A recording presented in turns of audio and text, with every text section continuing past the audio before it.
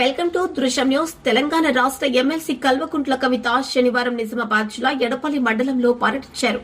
BRS party నాయకులు జాగృతి సభ్యులతో సమావేశమై పార్టీ పరిస్థితులపై సమీక్ష నిర్వహించారు. ఈ పర్యటనలో భాగంగా బాపునగర్ గ్రామంలో ఇటీవల వివాహం చేసుకున్న జాగృతి నాయకుడు రంజిత్ దంపతులను ప్రత్యేకంగా ఆశీర్వదించారు.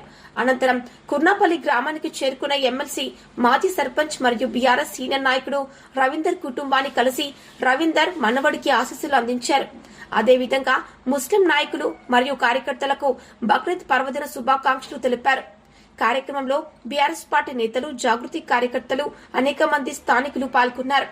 ఈ పర్యటనలో ఎమ్మెల్సీ కవిత పార్టీ బలోపేతంపై దృష్టి సారించి కార్యకర్తలతో నేరుగా సంభాషించడం ప్రత్యేక ఆకర్షణగా నిలిచింది.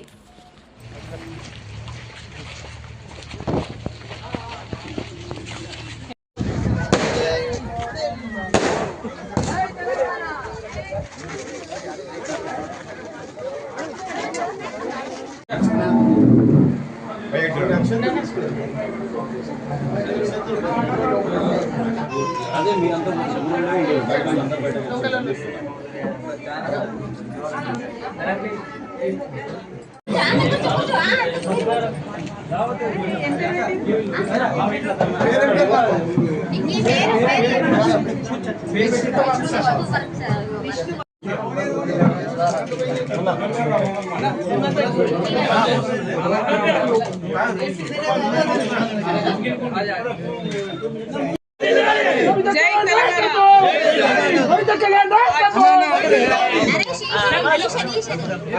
आज ईद अल उदा है,